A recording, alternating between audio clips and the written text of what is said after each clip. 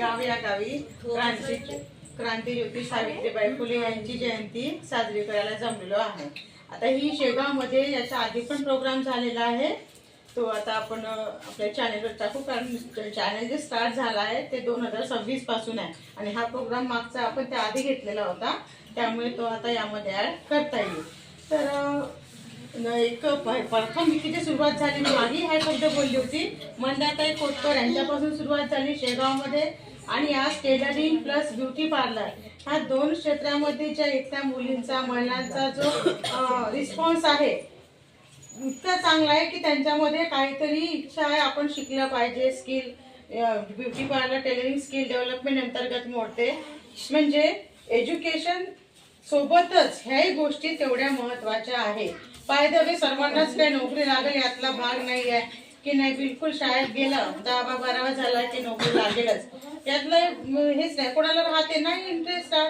मग त्याच्याऐवजी असं भगवंत टेलरिंग आणि ब्युटी पार्लर हे दोन गुण असे आहे की सर्वांना बहाल करत नाही। 100 मुली शिकतील, 100 मुली टेलरिंग ब्युटी पार्लर हे गुण घेतील, त्यातून अशा काय राहील ज्या खूप उंचपर्यंत जातात। जसं की मंदाताई कोटकर यांना शिवणकलेचा अनुभव आहे, त्यांच्या हातून कितीतरी महिला अशा मुली निघालेल्या आहेत ज्यांनी स्वतःच्या पायावर आज आपला उदरनिर्वाह करत आहे। मला असं वाटते 1000च्या वर झालं असेल, जसं आता त्यांचं वय मी बघत आहे, आणि अजूनही ह्या वयामध्ये एक राहते की रिटायर होऊन बाया घरी बसतात, आणि यांच्यासारखं सेम उदाहरण आहे, मी कधी भेट करून दिली, वणीमधल्या आहे त्या पंजेवार म्हणून आहेत, मी त्यांचा व्हिडिओ टाकला, तुम्ही पहा, त्यांचं एज 63 वर्ष आहे, मी तुम्हाला दाखविली त्या आता हे आपला क्लासमध्ये त्यांचा मी घेतलेला आहे शॉर्ट जो मुलाखत आहे ती घेतली आहे, आता फायनल जे आहे तेव्हा ते मी सविस्तर टाकेल। त्या 63 वयामध्ये थ्रेडिंग करतात आजही, आणि मुलींना गरजू मुली आहे वणीमध्ये फ्री ऑफ चार्ज ते शिकवतात, की मुली त्यांच्याकडून जेवढं म्हणजे त्यांचं आहे की शेवटपर्यंत माझं जेवढं आयुष्य राहील मी तिथपर्यंत देत जाईल बस। आणि सेम थिंग की इथे मंदाताई कोटकर आणि ज्योतिताई कोटकर हे सेम थिंग आहे, जे 3 जे लेडीज मला माझ्या इथे भेटला आतापर्यंतच्या प्रवासामध्ये, ही यांची देण्याची वृत्ती आहे। समोरून काही भेटेल का हा विषयच नाही आहे, मुली चांगल्या शिकल्या पाहिजे। मला असं वाटते तुमच्या बॅचमधून आता जवळपास पहिले 30 मुलींची बॅच घेतली, आता आपण घेतली, त्याआधी मंदाताईंनी पण घेतल्या, आणि त्या तिथून असं काही आम्हाला पहिली बोलली मी complaint no issues about your training, काहीच नाही की नाही आम्हाला कधी रीमा बरोबर दिल्या नाही किंवा आम्हाला थ्रेडिंग शिकवली नाही। आता शिवणकलेचा मला अनुभव नाही आहे, पण यांच्यामधून कधी कॉल नाही आला की आम्हाला ब्लाऊज व्यवस्थित सांगितलं ना, असं काय कंप्लेंट आहे। उलट तुम्ही पुन्हा दुसरी बॅच केव्हा घेता हा कॉल येते, म्हणून जे गुरु आहे देणारे ते तुम्हाला इथे इतके चांगले लाभले आहे की ते गुण देताना फायदा नुकसान याचा विचार करत नाही। आमच्याकडे कमी राहते शेड्यूल तरी मॅडम एखादी वेळी अशी सांगून देते, जुळे सांगून देतात की जे शेड्यूल मध्ये राहतच नाही, पण त्यांचं म्हणणं आहे की नाही शिकवलं तर काही होत नाही। तर हे भावना खूप चांगली आहे, आणि मला असं वाटते की समोर सुद्धा असा आपला प्रवास जो आहे असा सुरू राहील। आणि याआधी मी तुम्हाला बोलली होती ज्या फॅसिलिटी आहे त्या तुम्हाला जे आता चॅनल दिलेला आहे, सपोज बायदेव कधी मी नसो पण ते जे सुरू केलेलं चॅनल प्रत्येकीने सबस्क्राईब करून घ्या, त्यामध्ये तुम्हाला काही जर अदर ट्रेनिंग राहील, होऊ शकते की काही इथल्या मुली म्हणजे लग्न झाल्यानंतर बाहेर जातील, त्यांना कॉन्टॅक्टमध्ये राहणार नाही, मॅडम नाही राहणार, मी नाही राहणार, पण चॅनल तेच राहते, तो कधीच बदलत नाही। तुम्ही त्या थ्रू आता हा आपला मोबाईल तर अशी वस्तू आहे की कुठे माणूस चालला, तुम्ही अमेरिकेत राहिले कुठेही राहा, जोपर्यंत पृथ्वीवर आहे तोपर्यंत मोबाईलचे कनेक्टेड आहे, नेट तुमच्या जवळ आहे म्हणजे तुम्ही कनेक्टेड आहे बस। तर त्याद्वारे तुम्हाला जे काही आपले ट्रेनिंग राहील, फॅसिलिटी राहील, किंवा आता अशा म्हणजे मी 100% तर नाही पण 50% काम आलेलं आहे की स्टायफंडचं प्रशिक्षण आहे जे आम्ही तुम्हाला द्यावं, ते यासाठी की आता तुम्ही आम्हाला पैसे देऊन शिकत आहे ना, मग आमचा असा प्रयत्न राहील की तुमच्या प्रत्येक महिलेला जर स्टायफंडचं एखादं प्रशिक्षण आलं, आता पार्लरचं तर मी देऊ शकणार नाही पण ऑलरेडी तुमचे आधार कार्ड अटॅच आहे, पण त्याऐवजी जर दुसरं कुठलं आलं ज्या ठिकाणी तुम्हाला स्टायफंड मिळत आहे, तर हे तुम्ही आता जे पेमेंट देऊन आमच्याकडे शिकत आहे तर मी तेही पेमेंट तुम्हाला परत करेन।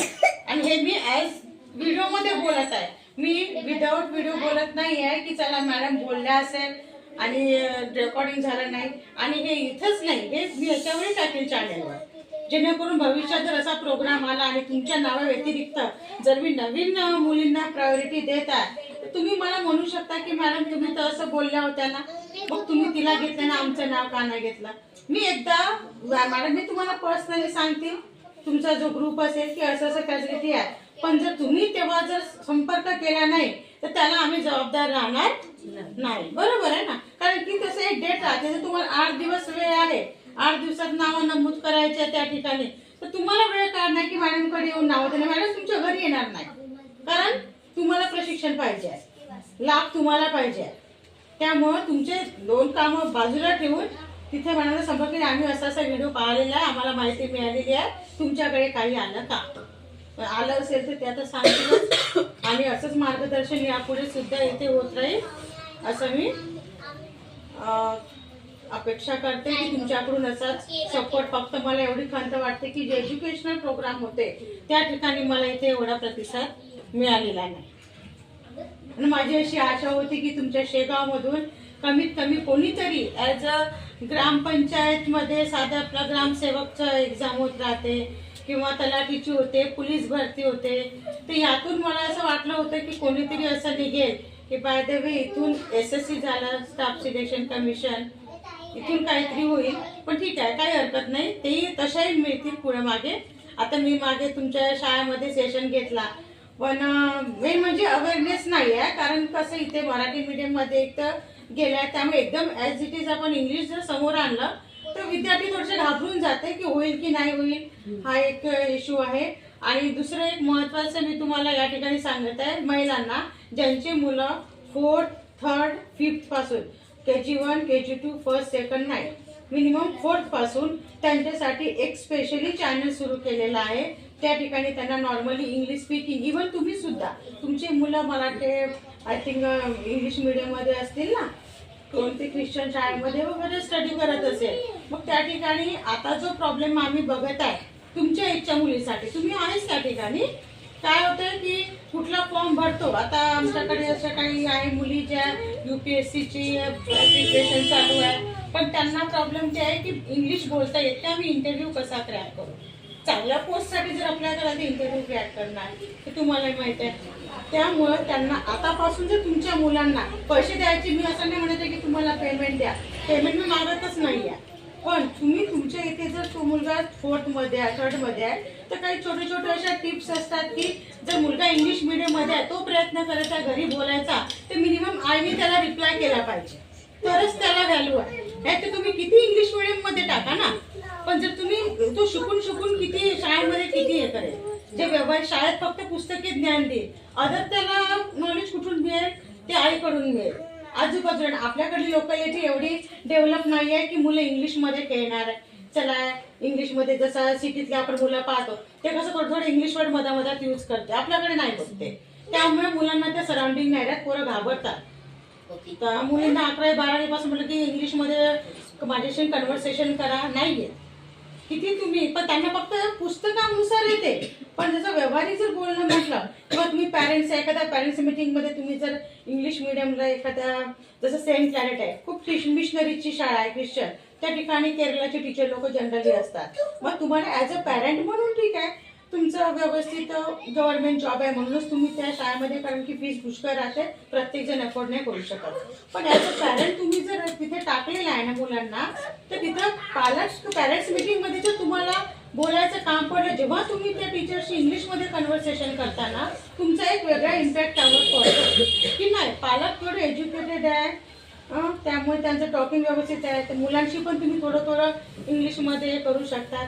AI वरून नाही, AI मध्ये फीडिंग केलेला माणूस AI नाही आहे, AI बनवलेला आहे तो, पण इथून आपण जेव्हा वावरू समाजामध्ये, तर प्रत्येक माणूस AI थोडी आहे की त्याच्यामध्ये फीडिंग केलाय, त्याच्या माइंडने तो काय बोलेल, मग कसं रिप्लाय करायचं, हे सुरुवात तुम्हाला आतापासून तुमच्या मुलांना देणं आहे, जेणेकरून जेव्हा ते 10वीतून बाहेर पडतील, SSC स्टाफ सिलेक्शन सेंट्रल गव्हर्नमेंटचं नाव ऐकल्यावर आज जी परिस्थिती आहे ते राहणार नाही. मग ते शेगाव असो की भिवापूर असो की चिमूर असो की वणीसारखं कुठली गाव असो, जेव्हा आम्ही म्हणू की इंग्लिश आहे वर काय घाबरायचं, कारण आम्ही फॉर्म भरतो मॅडम, आज जे परिस्थिती आहे ते राहणार नाही. मग त्याच्यापासून कच्चं मड काय त्याला आतापासून तुम्ही थोडा आकार द्या. पुढे जाऊन त्याचं काही ना काही डेव्हलपमेंट होईल. मोठं झाल्यावर जर तुम्ही त्यांना एकदम प्रेशराईज कराल, अरे आता हे आहे ग्रामर आता शिक, इम्पॉसिबल आहे, होतच नाही, क्रॅक नाही होत.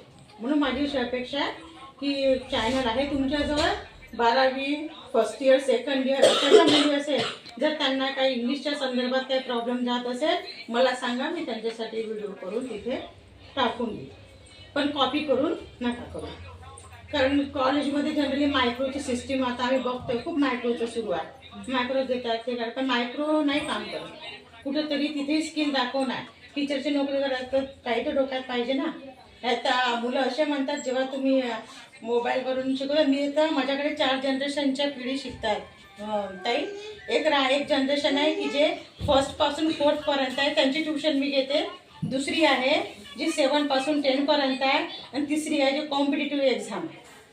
या तिन्ही जनरेशनमध्ये फरक हा आहे की जे पहिली जनरेशन आहे ते चांगलं शिकते, शेवटली याच्यामध्ये फक्त जबरदस्तीने मला भरवावं लागते, शिकत काहीच नाही आहे. पण ते मात्र समोर जाईल एवढी माझी गॅरंटी आहे. बस एवढं बोलून मला वाटते पुष्कळ काही मिळालं असेल. मी 2 शब्द संपवते आणि छान कार्यक्रम झाला.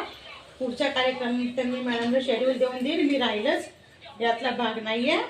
पण तुम्ही थोडंसं कॉन्टॅक्ट करा आणि काहीतरी तुमचे इम्प्रूव्हमेंट स्किलमध्ये दाखवा. ब्युटी पार्लरचे आपले पुष्कळ सारे असे सेशन असते, तुम्ही चांगला परफेक्ट मेकअप, या समोरही ब्युटी पार्लर आहे, मॅडमला सांगितलंच तुम्हाला. तर तुम्ही इतके ट्रेंड व्हा. उद्या जर मी म्हटलं शेगावमधून ह्या मुली तिथे पार्टिसिपेट करत आहे, तर तुम्ही तिथं आल्या पाहिजे आणि ते बक्षीस तुम्ही घेतलं पाहिजे. आवश्यक नाही की खूप सिटीच्या पोलीस ते बक्षीस घेईल, हे काही कंपल्सरी नाही. म्हणून असे ते कॉम्पिटिशन होत राहतात, आम्ही तुम्हाला सांगू तिथे तुम्ही पार्टिसिपेशन करा. ठीक आहे.